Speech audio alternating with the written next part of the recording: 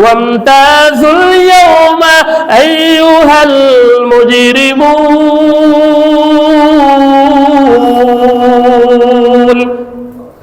আল্লাহ পাক বলবে, হে গুনাহগারের দলেরা আলাদা হয়ে যাও, আলাদা হয়ে যাও। বলেন না নাউজুবিল্লাহ। কোটি কোটি মানুষের সামনে যদি আল্লাহ পাক বলে আলাদা হয়ে যাও, আলাদা হয়ে যাও, গুনাহগার যারা আছে তারা আলাদা হয়ে যাও। দুনিয়ার কথা চিন্তা করুন তো, যদি কেউ কোনো মজলিসের মধ্যে গেলে যদি কাউকে যদি বলে তুমি এখান থেকে চলে যাও, তুমি এখান থেকে চলে যাও, কেমন লাগে? ঠিক না বেঠিক? কেমন লাগবে? একটা বড় মজলিসের মধ্যে যদি হাজার হাজার মানুষের সামনে, যদি শত শত মানুষের সামনে, যদি কোনো মজলিসের মধ্যে, কোনো মিটিং এর মধ্যে, কোনো মঞ্চের মধ্যে যদি আপনাকে কোনো ক্ষমতাওয়ালা বলে যে এই লোক এখানে থাকতে পারবা না, চলে যাও, চলে যাও, তোমাদের জায়গা এখানে নাই, তাহলে ওই মানুষটা কত লজ্জিত হয়।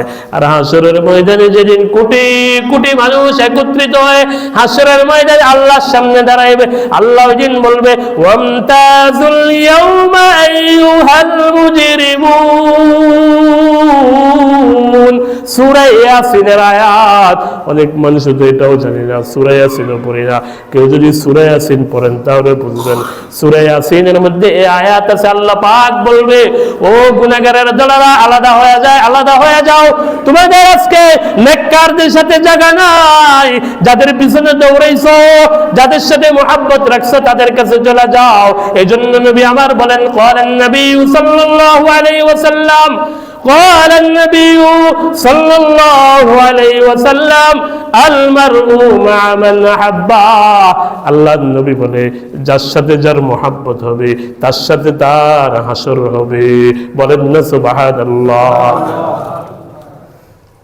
এই জন্য সাহাবায়ে কেরাম নবী পাক যেদিন এই হাদিস বর্ণনা করছেন, নবী পাক যেদিন এই হাদিস বর্ণনা করছে, অথচ আমাদের সমাজে এই হাদিস বললে অনেকে রাগ হয়ে যায় যে হুজুরে তার মানে আমগুলো বুঝাইতে চায়। অথচ সাহাবায়ে কেরামের হালত দেখেন। সাহাবায়ে কেরাম, হযরত আনাস রাদিয়াল্লাহু আনহু রাসূলের খাদেম ছিলেন, আপনারা জানেন, খাদেমুর রাসূল। 10 বছর হযরত আনাস নবীজির খেদমত করেছেন। হযরত আনাস বলে, এই হাদিস রাসূল বলার পরে সাহাবায়ে কেরাম যত খুশি হয়েছে, আর সাহাবায়ে কেরাম অন্য কোন সুসংবাদ শুনে না এত খুশি হয় নাই। কেন খুশি হয়েছে? সাহাবায়ে কেরাম খুশি হয়েছে এই কারণে, সাহাবায়ে কেরাম নবীকে মুহাব্বত করছে। বলেন না সুবহানাল্লাহ। সাহাবায়ে কেরাম খুশি হয়ে গেছে, আরে নবী বলছে, নবী বলছে, যার সাথে যার ভালোবাসা, যার সাথে যার মুহাব্বত, তার সাথে তার মুলাকাত, তার সাথে তার হাসর, তার সাথে সে জান্নাতে থাকবে। সাহাবায়ে কেরাম খুশি হয়েছে এই জন্য। তারা বলে, আরে নবীর সাথে আমাদের মুহাব্বত, তো নবীর সাথে আমাদের হাসর হবে। বলেন না সুবহানাল্লাহ। أو كما قال النبي عليه الصلاة والسلام। সকল দুরূদ শরীফ পড়ে আল্লাহুম্মা সাল্লি আলা মুহাম্মাদ ওয়া আলা আলি মুহাম্মাদ কামা সাল্লাইতা আলা ইব্রাহিম ওয়া আলা আলি ইব্রাহিম ইন্নাকা হামিদুম মাজিদ। اللهم بارك على محمد وعلى آل محمد كما باركت على إبراهيم وعلى آل إبراهيم إنك حميد مجيد. بلغ العلا بكماله كشف الدجى بجماله حسنت جميع خصاله صلوا عليه وآله. সকলে বলে আলহামদুলিল্লাহ। মহান আল্লাহ রব্বুল আলামিনের দরবারে অসংখ্য অগণিত শুকর, যে মহান আল্লাহ রব্বুল আলামিন আমাদেরকে দুনিয়াবী সমস্ত কাজকর্ম থেকে ফারেক করে আল্লাহ পাক রব্বুল আলামিন আমাদেরকে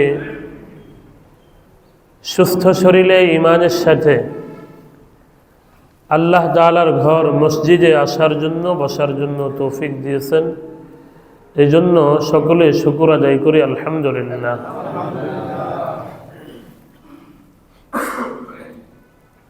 মহান আল্লাহ রব্বুল আলামিনের শুকর আদায় করলাম। বলেন, কার শুকর আদায় করছে? সকলে আওয়াজ দিয়ে কথা বলবো। দুরূদ শরীফ পড়ছে আমরা মনে হয় 50-60 জন মানুষ, কিন্তু কোনো আওয়াজ নাই। নবীজির উপরে যদি কেউ একবার দুরূদ পড়ে তো আল্লাহ তাআলা তার উপরে 10 বার রহমত নাজিল করে, 10টি গুনাহ মাফ করে, 10টা মর্যাদা আল্লাহ তাআলা বাড়ায় দেয়। বলেন সুবহানাল্লাহ। নবীর উপরে কয়বার দুরূদ পড়লে? একবার যদি কেউ দুরূদ পড়ে তাহলে আল্লাহ তাআলা ওই বান্দার উপরে 10টি রহমত নাজিল করে। এই জন্য ইমানদারের আওয়াজে দুরূদ শরীফ পড়া, সুবহানাল্লাহ, আলহামদুলিল্লাহ, এগুলো কার প্রশংসা? আল্লাহর প্রশংসা করতে কি কষ্ট লাগে?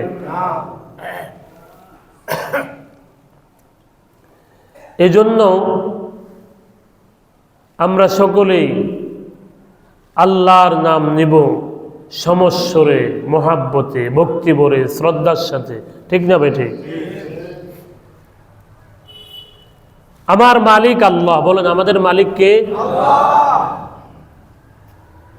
হায়াতের মালিক আল্লাহ, আমার সুস্থতার মালিক আল্লাহ, আমার ইজ্জতের মালিক আল্লাহ, আমার বেইজ্জতের মালিক আল্লাহ, আমার রিজিকের মালিক কে? তো ওই আল্লাহর মোহাব্বতের সাথে নেওয়ার দরকার আছে না নাই? সারাদিন তো অলসের মতো থাকি, ঠিক না ভাই? ঠিক। দুনিয়ার ব্যস্ততা নিয়ে, ব্যবসা বাণিজ্য নিয়ে, দুনিয়ার লেনদেন নিয়ে, সংসার নিয়ে, স্ত্রী ছেলে মেয়ে নিয়ে, তো সামান্য সময় মসজিদে এসে আল্লাহর নাম তখনও যদি মোহাব্বত না আসে, দিলে ভক্তি না আসে, তো আসবে কখন? কোন জায়গায় আসবে? কি বলেন? প্রশ্ন ঠিক আছে নাকি?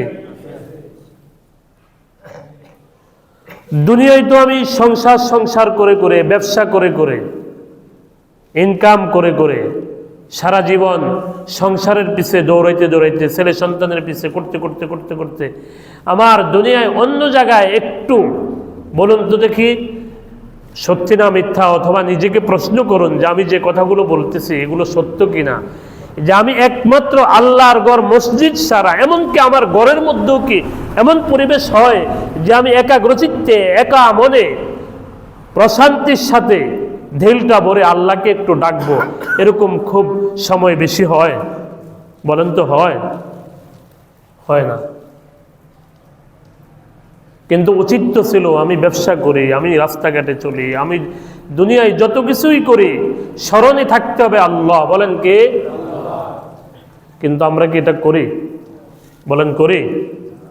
আমি যখন ব্যবসা করি তখন শুধু ব্যবসায় ব্যবসা, তখন শুধু ব্যবসায়, বেচা কিনা, বেচা কিনা।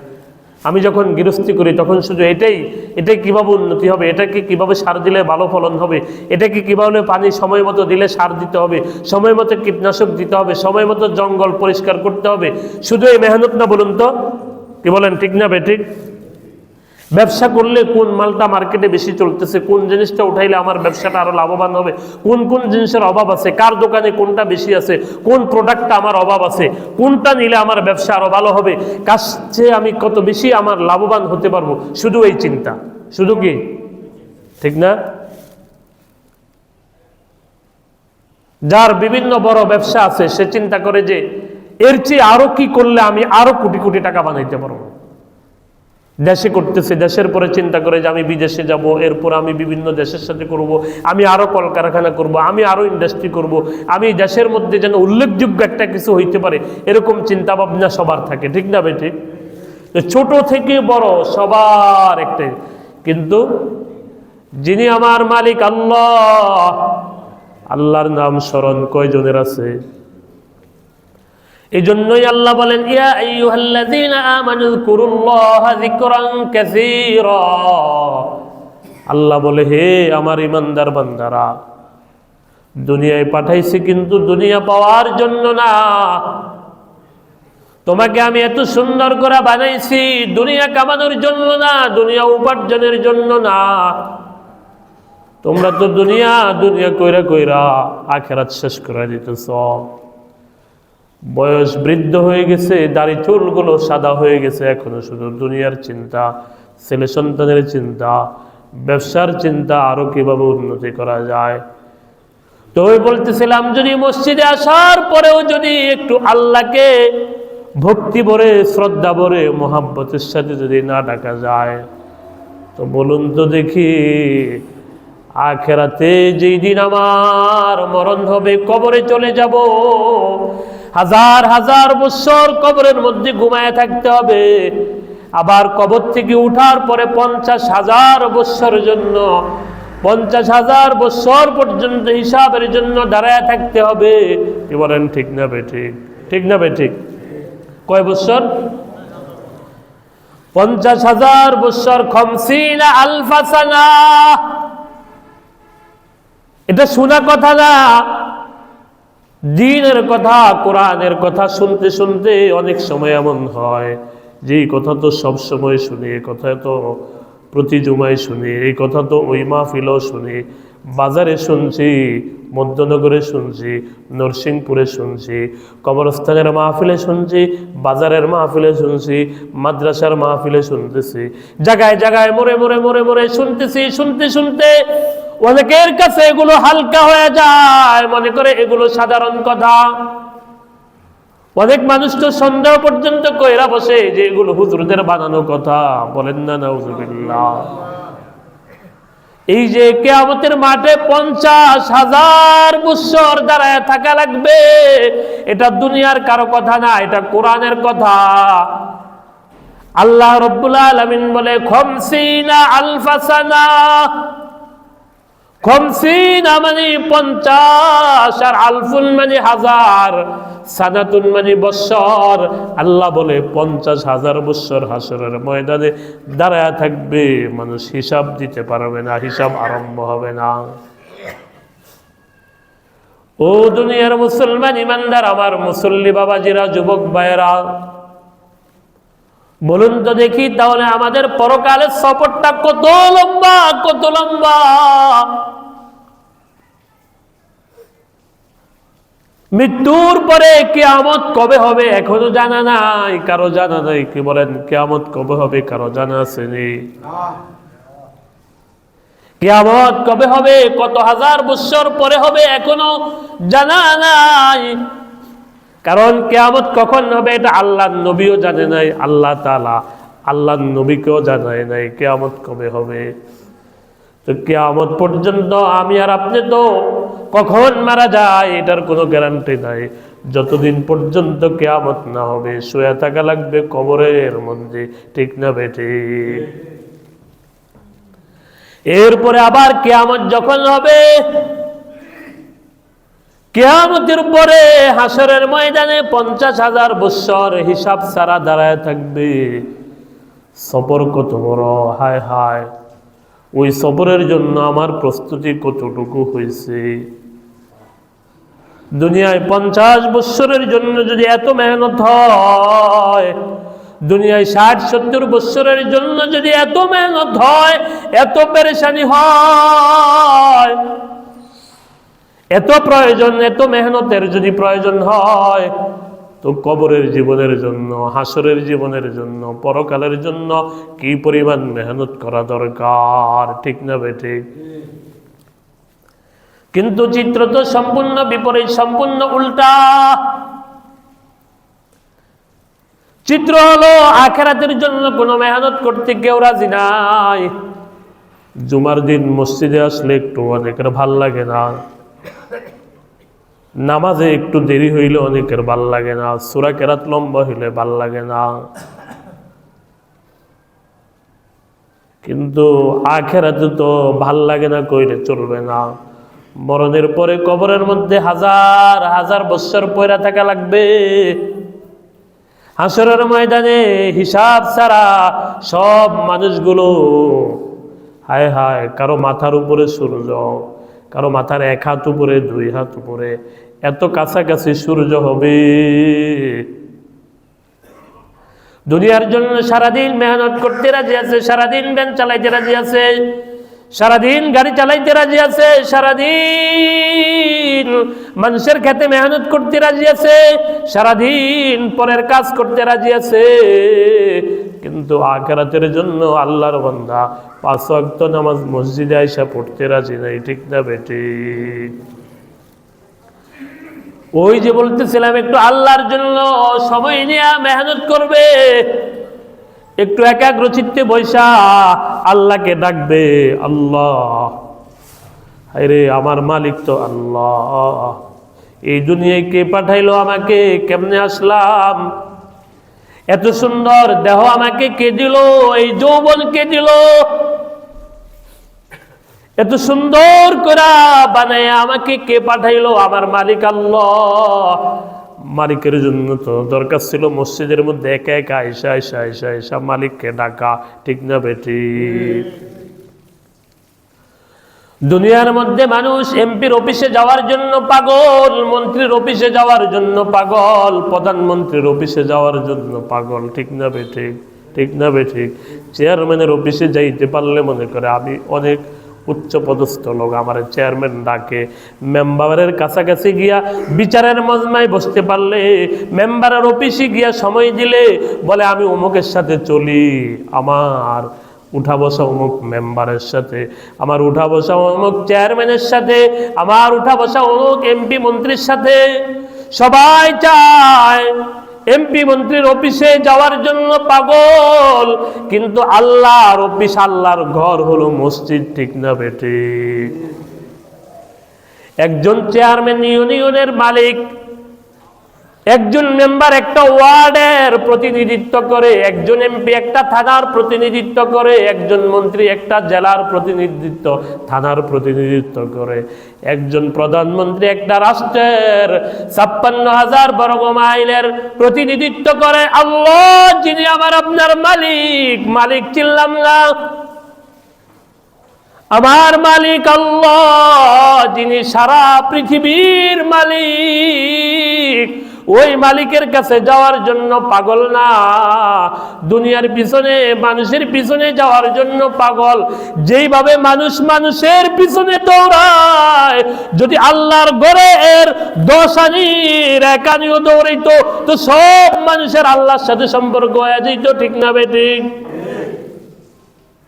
এই কথাগুলো অনেক সময় বললে মানুষের কাছে ভাল লাগে না, কিন্তু ও মুসলমানি বান্দার, আমি কাউকে আক্রমণ করে বলি না, কাউর সাথে আমার কোনো বিদ্বেষ নাই, আমি আপনাদের ইমাম। চিন্তা করুন তো, বর্তমান পরিস্থিতিতে মানুষের পিছনে মানুষ যেমন ভাবে দৌড়াইতেছে,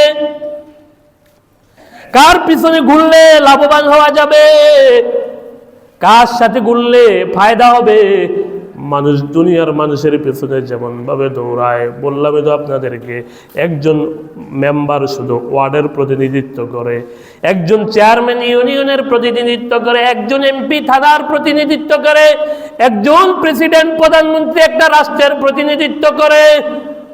কিন্তু আমার আল্লাহ যিনি আসমানের মালিক, জমিনের মালিক, আমার মালিক, আপনার মালিক, तमाम পৃথিবীর মালিক, চাইলে আল্লাহ তাআলা একটা মুহূর্তে পৃথিবী ধ্বংস করে দিতে পারে। পারে কি পারে না?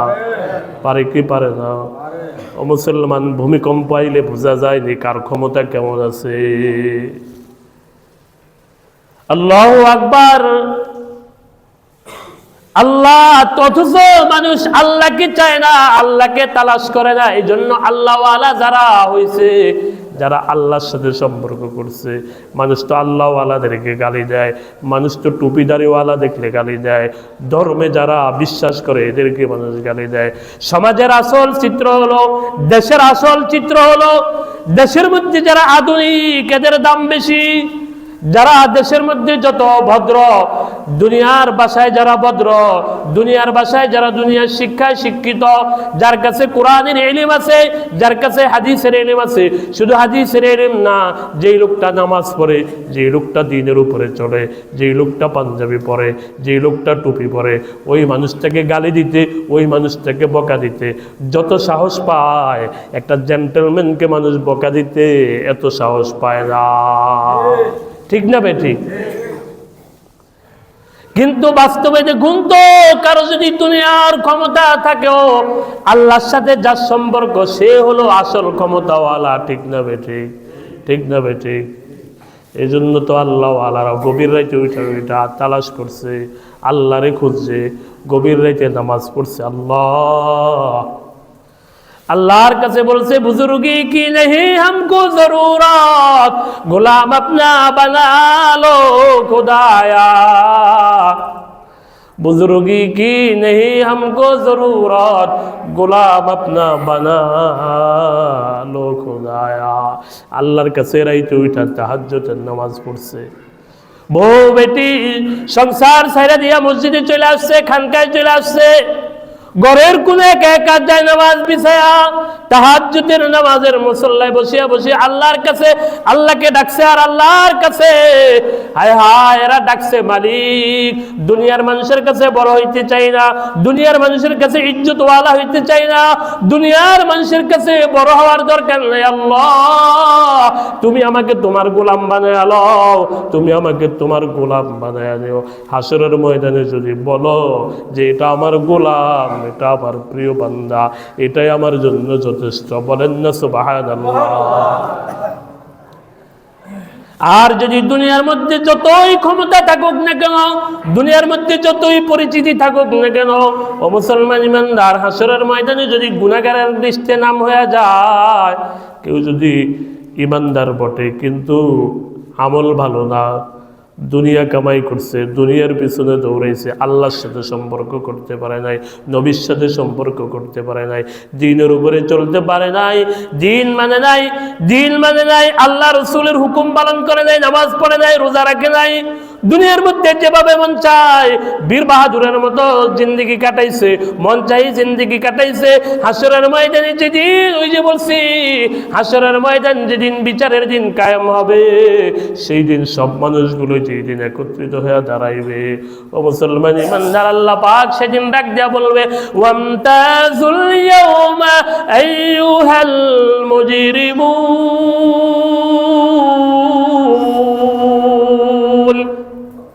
আল্লাহ পাক বলবে, হে গুনাহগারের দলেরা আলাদা হয়ে যাও, আলাদা হয়ে যাও, বলেন না নাউজুবিল্লাহ।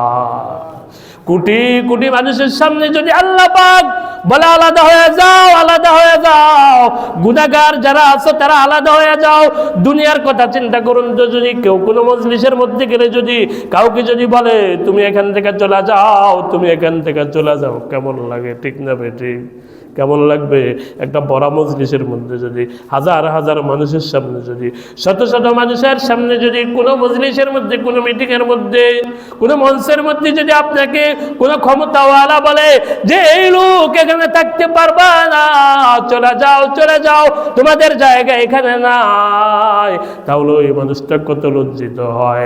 আর হাসরের ময়দানে যেদিন কোটি কোটি মানুষ একত্রিত হয়ে হাসরের ময়দানে আল্লাহর সামনে দাঁড়াইবে, আল্লাহ দিন বলবে, ওয়ামতাজুল ইয়াউমা আইয়ুহাল মুজরিমুন। সূরা ইয়াসিনের আয়াত, অনেক মানুষ তো এটাও জানি না, সূরা ইয়াসিনও পড়ি না।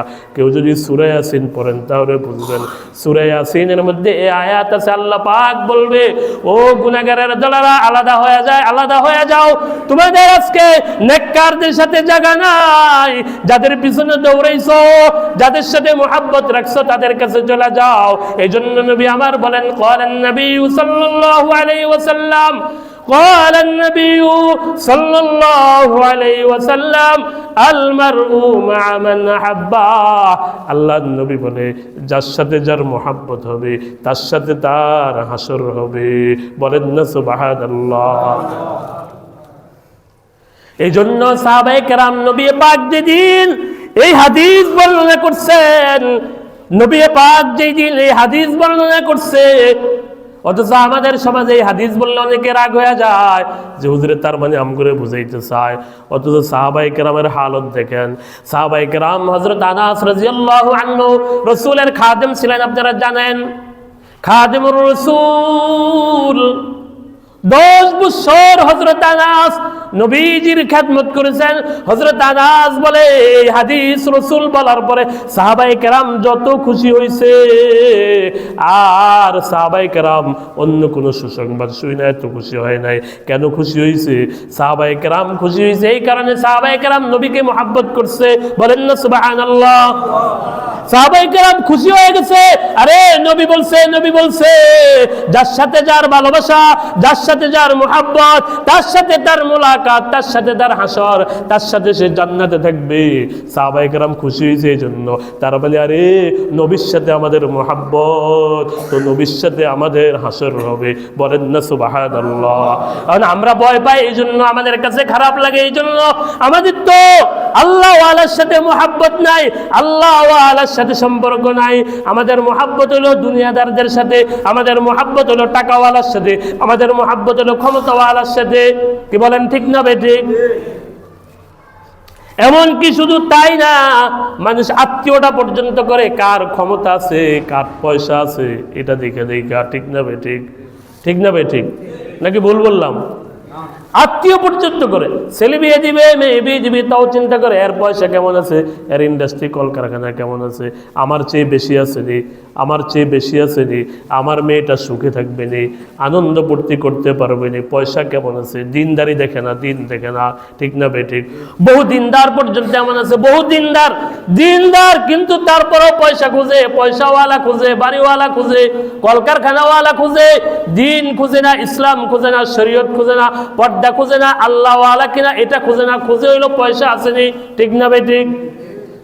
এই জন্য দুনিয়ার হালত হলো এটা, সবাই চায় তার সাথে সম্পর্ক করব যার সাথে ক্ষমতা দেখানো যাইবে, যার সাথে পয়সা আছে, যার সাথে দুনিয়া আছে, যার সাথে, যার কাছে গেলে আখিরাতের কথা মনে হবে, যার কাছে গেলে আল্লাহর কথা স্মরণ হবে, যার কাছে গেলে নামাজি হবে, যার কাছে গেলে ফ্যামিলি পর্দাওয়ালা হবে, এমন মানুষের সন্ধান করে না এখনকার মানুষ।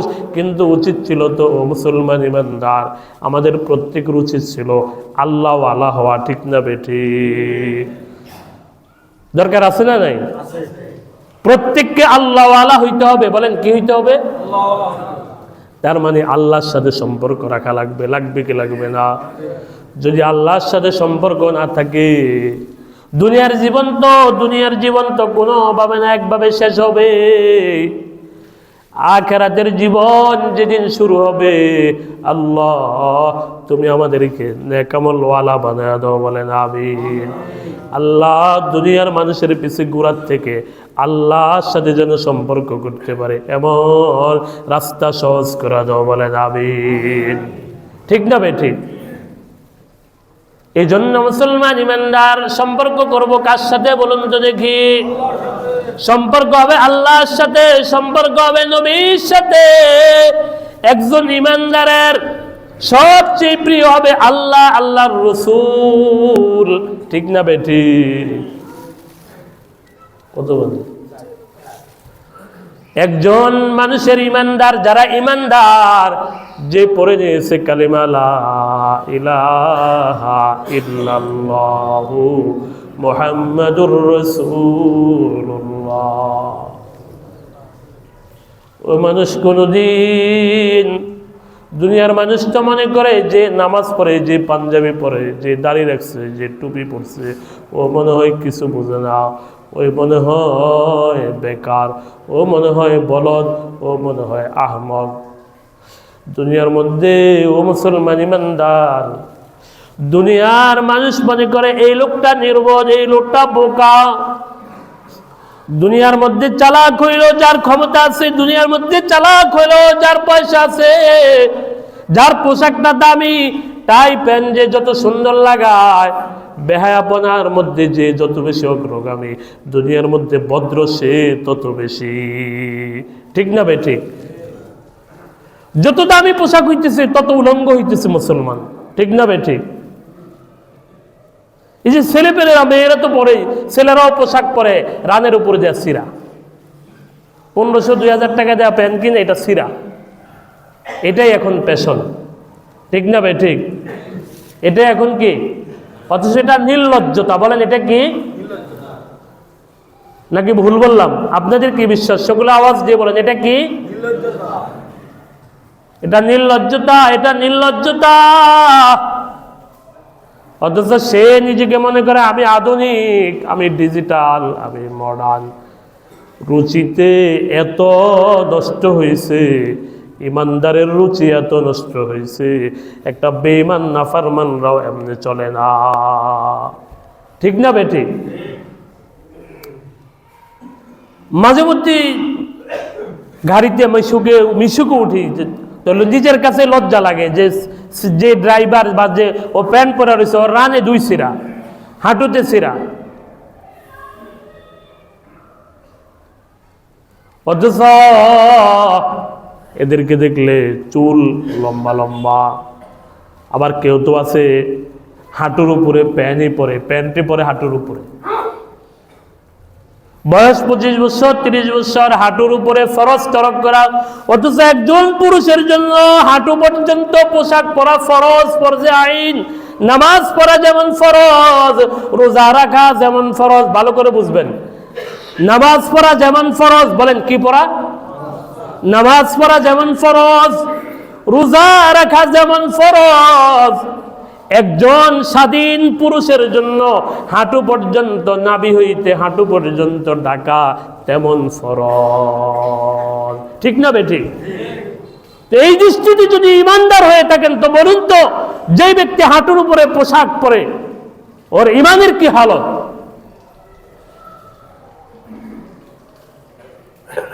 আশ্চর্য বিষয়, কোন বাবা মা বলে না আজ পর্যন্ত যে তোমার এই বয়সে তো তোমার এই প্যান্ট পরার কথা না।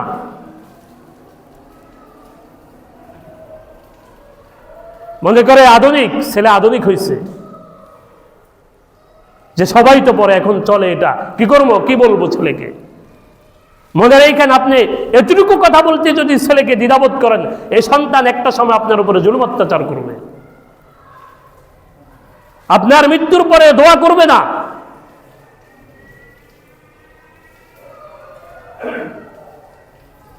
এই জন্যই তো এত অশান্তি সংসারে, সমাজে, দেশে।